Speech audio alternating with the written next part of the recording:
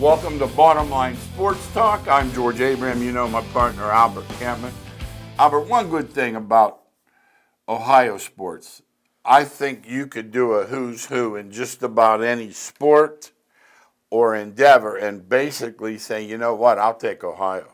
Yeah, what a way to introduce this, George, that Ohio sports, high school, college, and pros, there are communities that live and die for every football, basketball, and baseball season, and it has been forever. It's not just lately. These coaches and these players that have went to this state are legendary, and today we decided to talk about the top 10 coaches all time, born in Ohio, not just coaching Ohio, but born in Ohio. We'll talk about that. There's so many. I want to say this before we start. Growing up in Altoona, we thought football, we were pretty good football. Right, great football. 10, 12,000 and this and that. And my first trip to Paul Brown Stadium, I was like, are you kidding me? No, it made what we were doing there look like we only ever beat them once. All those years, and when we had great teams, not good teams. Right. Couldn't beat them. Yeah, Massillon was known for their footballs. They used to give footballs out to every little boy born in the hospital. Mm-hmm. So that's all you got to know how big it was. And they play that great football game in Canton, Ohio every year for the NFL. All these things are a legendary. Yeah, that's a high school stadium. Most people watch that and don't plug that in. Uh-huh. I remember Deerdorf saying once, he said, you understand, these guys are playing here Friday night, the kids. Yeah, I played there. When I coached at Warren Harding, we played in Canton in that stadium. I thought it was a thrill. Remember, we had clients at Hoover. They had a beautiful facility, but nothing like the football stadium. Yeah, and I think what it was, I think a few years ago, that place was falling down a little bit. And I think that Benson, the guy that owned the Saints, gave them like whatever. Blank check, huh? Fix it. Fix it up. That's quite a thrill for anybody. What was it like playing there as a high school kid? I got to figure it was a big deal. Yeah, as for the high school kids in our area, they did it since forever. So they thought they were spoiled with it. Like somebody coming in never playing in it. Right. Because of Harding, at Harding there was 13,000 fans too. So it wasn't we came from Altoona. Yeah, we had everything, but we didn't have 20,000. I remember when they came out, they ran around, and there were so many of them. They were in the end zone, and they were still coming. Yes. They had 100 and some dressed at home. It's nice when you have that kind of numbers. But that is why we chose this area, as George described so sweetly, that it's just big. Football is gigantic. What do we call it? The King. And the King's about 8, 9, 10 weeks away. Whatever it is, the King is coming. Yeah, it is. And everything else, and once in a while we'll do our radio show, and someone will say, the King. And I said, you're not watching. Mm-hmm. If you don't know why it's called the King, just take a ride over Ohio some Friday or switch over to Western PA and stop in one of the stadiums. Let's talk number 10 on our list. This is my favorite guy, too. You got my favorite guy back in coaching, too. Yeah. Les Miles. Now, whether he's eating the grass or flipping the ball backwards or the fake field goal, he's a Michigan man, even though he's actually from Ohio. He was born in Elyria. Played for Schembeck. And when you're born in Elyria, play with Schembecker, that's quite a legacy right there yourself. His first experience as a head coach was Oklahoma State. Played Ohio State when he was there. Then he came into the situation that all people dream about at LSU. And Les Miles was perfect for LSU. He can talk. He can recruit. The state of Louisiana is known for their great players. Let's talk about see what happened. He gets what Tomlin gets. He gets the Sabanitis, like Tomlin gets the Belichickitis. These are two of the greatest coaches possibly. They are two best. In the history of football. Record-wise, they're right there. Mm-hmm. And both these guys suffer. He only won fewer than 10 twice at LSU. And they weren't happy. You'd think he did terrible. And they weren't happy. Yeah, because they're spoiled. Yeah, his record was 123-45. Yeah, one national title, and always put great defenses on the field in the SEC at LSU. And interesting, he loved coaching so much. He's come back to Kansas. We'll see what he does there. What's he, Albert? That is very difficult. So I think he's thinking that if I do anything there successful, they'll find out how good I am. Albert, let me tell you something about it. you'll like this line. He had this line. He said, I can't do anything around. He's like us. He said, I can't fix anything. Can't repair anything. Right. Don't know how to do the lawn, where I step back and. Yes. He said, I know how to do one thing. He said, I know how to get football players ready to play football the right way, and that's what I'm going to try to do here. And he will do that. It's just that the bottom line, he'll coach them up. It just can't get enough good players in Kansas to get it done. That'll be very interesting. If he wins there, then you know that he moves up on our list. Like Mangino, Bear Mangino. Yeah, the Bear did You it. can say what you want, people. He's a Newcastle native. He won the stinking Orange Bowl at Kansas. Yeah, he did. No one's won since. No one has won since. Oh, you're they've being tried. kind. We always look every year at the totals. Usually, if theirs is more than 3, we're going under. We're going under. The league's really good, and they're not as good. It's just who Kansas is. Good luck to Les, but the Elyria native comes in at number 10. That moves us to a legendary coach at number 9, Ara Parsegian. No. Just a legacy at Notre Dame. There's been great coaches there, but he's in the top 3 in Notre Dame. We have a buddy that's in Notre Dame. He's a fanatic. But I mean, he talks about Ara Parsegian like he's talking about royalty. Yeah, he is. And he was born in Akron. He's an Akron native. Won 2 national championships in '66 and '73. Stayed with Notre Dame forever as a pioneer for their school. Constantly gave them the way in through academics, through athletics, and through his personality, George. What a personality he had. I remember when he did some games on TV, too. Oh, no. TV announcer. Back in the day, there weren't 17 games on a Right. Saturday. And they had Notre Dame highlights, like Lindsey Nelson, I believe it was. We moved to further action. It was Lindsey Nelson. And anyhow, but here's the thing about Parsegian. We could take this back a step. How he got to Notre Dame with a 500 record is amazing. Yeah, he was a Northwestern coach, and when they played Notre Dame, he stood out. It stood out when he played them. And they said, wait a minute, if he can play us with Northwestern players, then he can play with our players. We'll be great.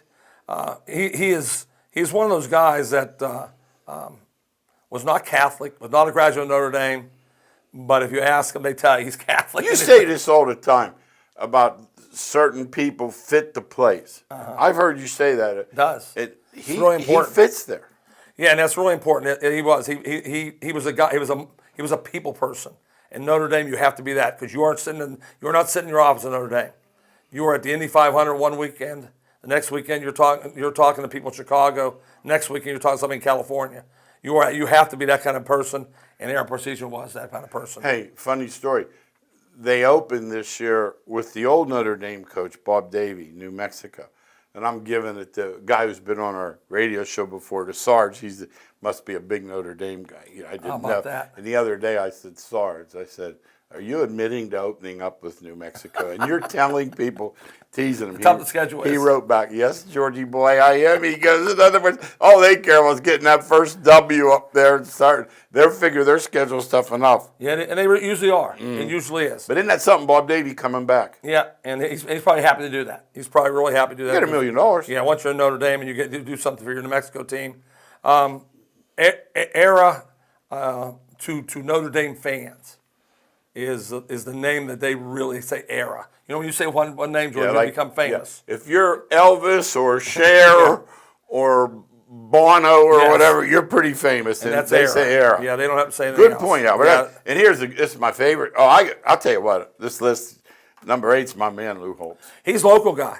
East Liverpool, Ohio. Yeah, Lou Holtz Highway going to the track. Yep, exactly. Jumped around a lot in college. Ended up on ESPN, but is a tremendous motivational speaker. Does a lot of great things off the field. But the thing he did when he went to Notre Dame, he won a national championship. Hey, Al, the other thing, too, with him, like, if you've ever wanted, let's say you had to win one game. I said, hey, Al, we got to bring someone in to talk to the I agree with guys. that. Would you bring him in? Yeah, I saw him do it at the Arkansas when he played Oklahoma in the Orange Bowl. Had guys suspended.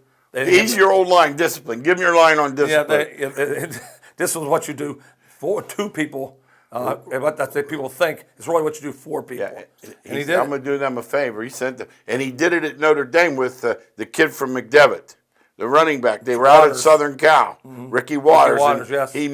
He said, I'm going to do, and the kid thought he meant he was going to play him. So I'm going to do you a favor. So he said, you're going to, Yeah, you're going home. and so Lou got it. He really did. I always thought that the thing I read about Lou Holtz, that anywhere he went, he left something in his contract that said, "I get out for one school, Notre Dame." He gets out for one school because he dreamed when he was a little boy playing at least Liverpool, and he went to Kent State that he would one day coach at Notre Dame. He did it. His record there, 130-2 in 11 seasons, was amazing. Went on to coach at South Carolina, but everywhere he's been, successful. Let's talk about that. 33-12 at NC State. They'll never be 33-12. No, they won't. They try that. They still, and once again, they're trying to do that today. And Notre Dame, 100 wins and 30 losses. And say what you want about Notre Dame. We like to rib. We get a couple of buddies, but week in and week out, they're play playing a schedule. Yeah, they play a schedule. I mean, when Navy's an easy game, you got a tough schedule. Yeah, and when you talk about Lou, never forgot where he came from. Always gives money back to East Liverpool. Always does things for them. But I had friends in East Liverpool. A great friend, Ricky Carter, who I lost this past year, who just raved about Lou Holtz and said, "Hey, he's East Liverpool. He's a Potter," and that's what he'd say about. He's a Potter, and he went on to do great things. Put his graduation speech on. He talks about graduation. It's spine thing. Put that on YouTube. Yeah, my buddy Holtz is tremendous. Worked for Nationwide. They bring in Bill Clinton. They don't. Whoever, right? I said, who was the best speaker ever there? He thought, it's easy, Lou Holtz. Unbelievable. He just brought it down to earth. When you can talk to any level, he can talk to the executives, he can talk to us. He got it. And here, this next guy, another old school tough soccer man, Bo Schembechler. Yeah, and he was a true Michigan man, but once again, he's a Barberton native. And when you're born in Ohio, you learn football, and you learn in a hurry. Played for the legendary Woody Hayes at Miami University, coached under Hayes at Ohio State, coached at Miami. Miami, Parsegian was there too. What's that, the Cradle? It's the Cradle coaching. 40-17-3 at Oxford. That told you right there that somebody's coming after me. And the job in 1969 came open at the Michigan Wolverines. And what he said right away was Ohio State's not winning this thing every year anymore. What, he go 5-4-1, and I think he went the 10-year war, they called 11-9-1. Remember those old timers? Noon on Saturday. Every time. We look forward to that. I guess I don't like when that game's any other time. George says it best. It's about 5 minutes ago. He said, now you get 40 games on at noon. No. So it's different. You young kids watching. When we were growing up, there'd be one game on ABC, and it'd be Ohio State, and you'd wait for that TV to come on. Ohio State. And the stories are legendary. Woody pushing the car, he wouldn't buy gas. These guys are old school. But I did hear this and read it. I read both Bo and Woody's books. When Woody had the heart attack, first guy to visit. Bo. Yeah, the heart came through the mind much easier. The heart was with each other. Never had a losing season at Michigan, never. And I was just talking about that word today, one of the words that comes up in all sports, consistency. Can you do it year in, year out? I don't want those flash in the pan. No. The guys that win 3 years and all of a sudden they're gone. He did it all the time, and he stayed with his toughness. George used the word toughness. Yeah. That's what he and Woody are known for, old toughness. Yes, they really are, yes. He wasn't going to throw the ball. I'll tell you, if it was 3rd and 2, in today's world, they spread it out and throw it. He was telling you, I'm running right here, try to stop it. Didn't Woody one time go for 2 on him? They said, Woody, why'd you go for 2? He said, you can't go for 3? Let's do Urban Meyer here, because I have a feeling he's going to be at Southern Cal quicker. Is this ink dry? You think he's coming back? Next year. I don't think he is. Let's see if I'm wrong. Yeah. I'm a naive guy, you know that. He was born in Toledo. No, you're honest. See, that's your problem. You're honest. You only tell the truth. He's raised in Ashtabula. These other guys here, you got to, like I said, I could be wrong. I saw him leave Florida, too much time with a family. Okay, yeah, then he went to Ohio State. Now he's done again, and I could see this guy at Southern Cal floundering. Oh, yes. And they'll go after him. By the way, he's doing this pregame show now. They're challenging Corso with the head. Him, Brady Quinn, and the running back Bush. They're challenging them with Fox with their own. They're going right against them. Yeah, but they're going to have to do a real great job because I love Corso. Now Herb Street. Yeah, Herb Street Corso is awesome. Yeah. Urban Meyer, we saw him win at Utah. I know he won at Bowling Green too, but I didn't know about him that well then. But at Utah, 22-2, we saw them take Pitt apart in a bowl game. He did something to Pitt. I've seen a lot of games. I remember telling Al before, I said I could be wrong, but I don't think that if they ran that shovel pass He did. once, Over and over. they ran it 10 times. Yeah, the shovel pass, he's famous for shoveling the ball to the tight end. It's amazing what he did to them. He is one of the innovators of the modern spread offense. But I know one thing. He wins. He wins it crazily. He has his 2006 national championship on top of that with Tim Tebow, and also in 2008. Over 12 seasons, he's only lost more than 4 games in a season once. Let me ask you something. Just from the distance, do you think his stepping down last year was part of the whole deal? Yes. Yeah, I do too. Yeah, I do. No proof, just like we were hunch. I do. Okay, this guy here, if you're in this area. He's the hero, right? If you're in this area, Jim Tressel. Yeah, they're going to argue with. We have number 5. He could be number. Around here, he's number 1. And Yes. I will say this too. You know how most of these guys, you could hear something bad if you. I have never. Yeah, that tattoo thing did not blow our mind at all. No, it didn't. Really didn't. But have you heard anything bad about? I mean, No. where people say, "I'm going to tell you that guy, you got to." Never heard it once. No, president of YSU now. I have 2 kids that I taught in school that went to YSU because when they visited, he came up to them personally and talked to them. There aren't many places the president shows up and talks to the kids he's on coming campus. in. He's milling around. He's walking around. Right, He's talking. always. This guy, I'll say the gets it term goes to him. Mentor native, Mentor, Ohio, who's great in sports right now completely, was a dominant force at YSU. His head coaching at YSU in national championships were legendary around here. People are still comparing. You know how they forget that, George. I hate when they do that, but the coach coaching today is never going to be. No. Please stop comparing. You aren't going back to the Jim Tressel days. He was the most unbelievable guy in the world. He won a Big Ten title in 7 of his 10 seasons there. And No, that's another unfair thing that Coach Pelini has to deal with. terribly. Those ghosts. It's Yes. not happening. No, That run is one of those magical runs, and I'm not going to get into how good North Dakota State is, South Dakota is. I'm just saying it's not happening again. Yeah, I agree. And so when you talk to him, when you talk to Jim Tressel, he's one of those guys that really came back to earth. He said I was going to recruit the state of Youngstown. Yeah. He understood it here that he was not going to leave any football player that was good get out of here.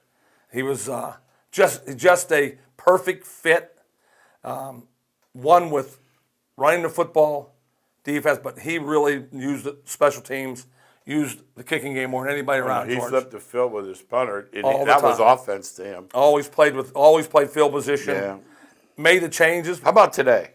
Made changes. That's what I'm saying. He made changes. He realized when he went to Ohio State, I just can't win that way. I'm going to have to put points on the board. Went out and got Terrell Pryor. I get it. And when you got Pryor, Yeah. and now the offense opened up and he did a lot of things with Yep. it. His book, read his book on his faith and his belief system, and just a great person to look up to, no question. Number 4, Chuck Noll, once again. We could have this is a sliding scale if there ever was. Yeah, it is. That's why it 'Cause gets this better guy, as you go down. You know, when you go to the Super Bowl, it's one thing to go to the Super Bowl. It's one thing to go 4 times. It's another to win it 4 times. Ask the Buffalo Bills. And the people who played for him realized that how his detail was the winning thing. Really, people talk fundamentals. He really did it. Grew up in Cleveland, went to Cleveland Benedictine. Dayton? Went to the University of Dayton, yes. And even the Browns drafted him in 1953. Went to the Chargers, and I'm on the Steelers named him the coach. The Steeler fans, which I was one of, were saying, who? Who did they get in the first year? He goes 1-13, and people are saying, run him out of town. Yeah. And all of a sudden, 4 Super Bowls later, 193 wins. They had the book on consistency. They've always had that. They don't change coaches. The Steelers have done that, but Noll was the guy that started all this. Yeah, you don't hear much bad. Most of these older guys, the John Colbs of the world, they revere it. And as you notice, he was the first pro coach to appear in our top 10.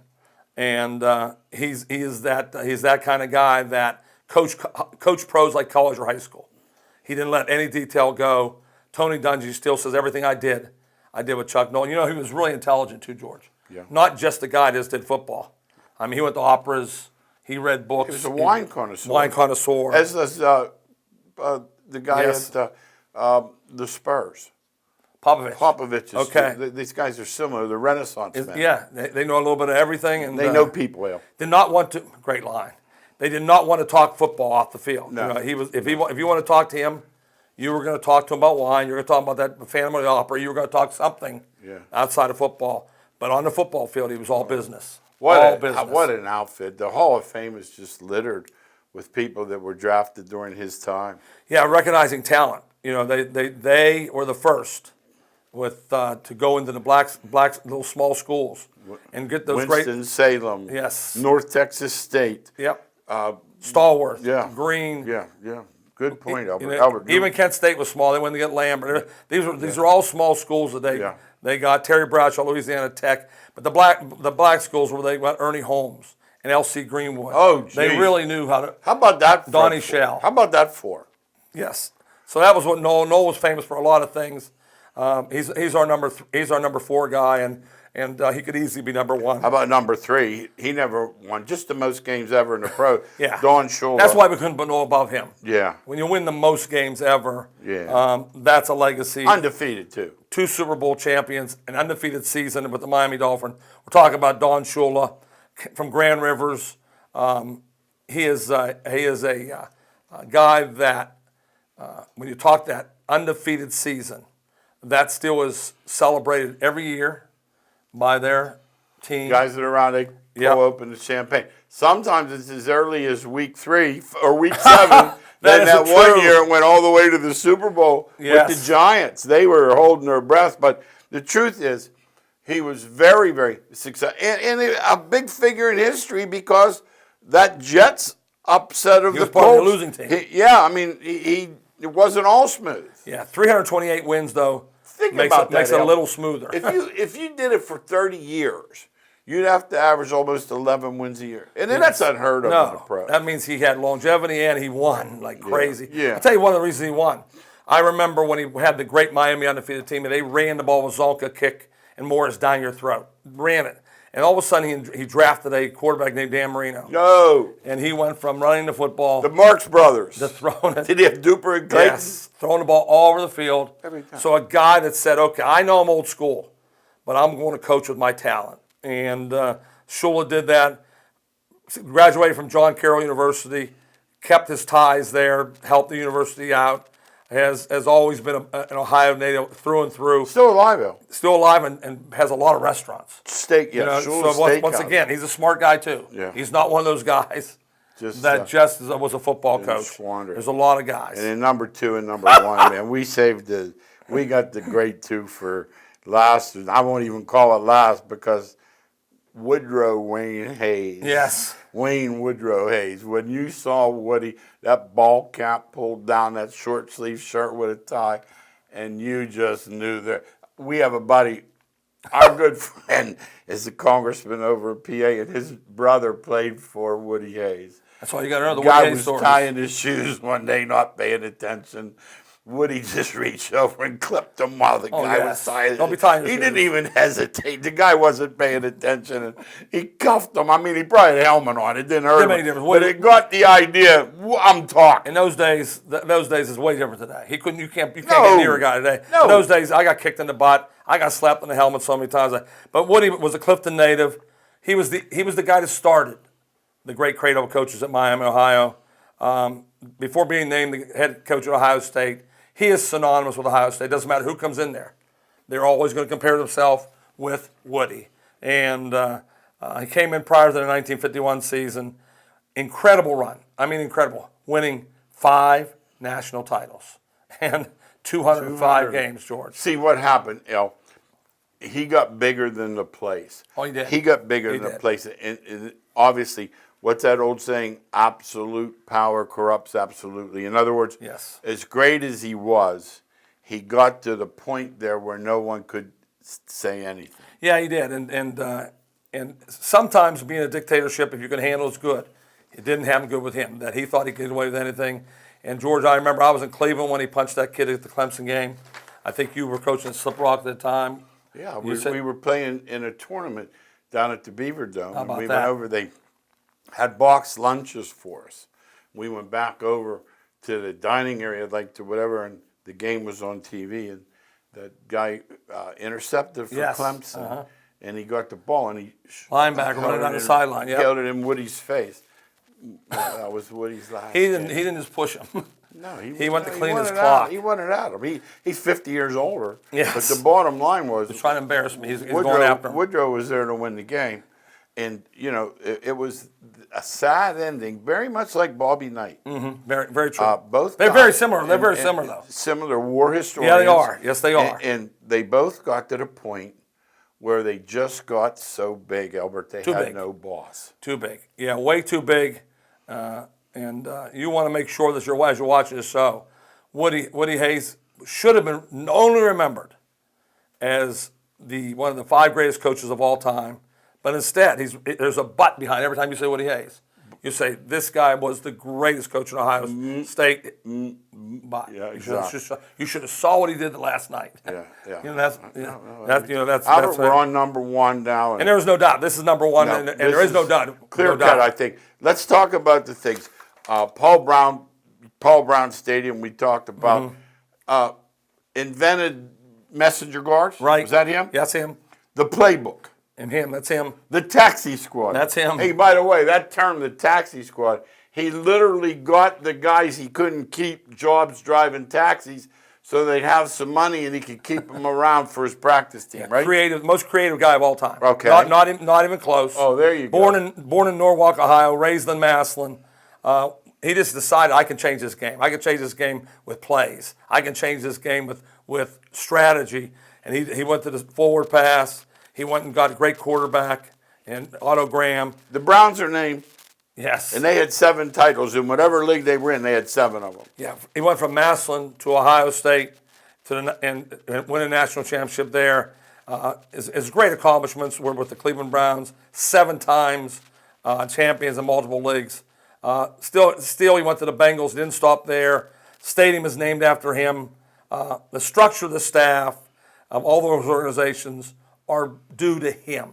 He hired offensive coordinators, defensive coordinators. His NFL franchises, when they'll say, "How did Paul do it?" Still going back that far, George. He stands out as number 1. And the Bengals Stadium today is Paul Brown Stadium. Think about that. I mean, I don't know. And remember, he's known as the Cleveland Brown in Ohio State. Yeah. But that's how much the Bengals appreciate him. Your too. legacy, when it's to the point they're naming professional stadiums after you, and they're giving you credit for the calling the plays from the side, the Everything, playbook, yes. what we call it now, they have like the practice squad or whatever they call it. But this was all him. And he was the first at Massillon too. I'm pretty sure that made Massillon who they were. You know, Massillon was they're known now as Massillon, Ohio. You hear that name, legendary prep high school. But he was the guy that took care of all this. And when Paul Brown is mentioned to other coaches, they bow down to him. That's the way they think. If you ask football coaches who's the very best, Belichick's the first time that has come into a game mentioned with Paul Brown. Other than that, it was always Paul Brown. Now Belichick's in the same name. Well, we got about 30 seconds left for me. If you say I said to you, Al, you can use this list and pick one guy we're going to play for a national championship. For me, it would be next to impossible. Yeah, it would be for me too. Is there any way you could pick one of them? It would not. They're just too good. But we came up with an idea. I remember you said one game. Lou Holtz would be the guy for me.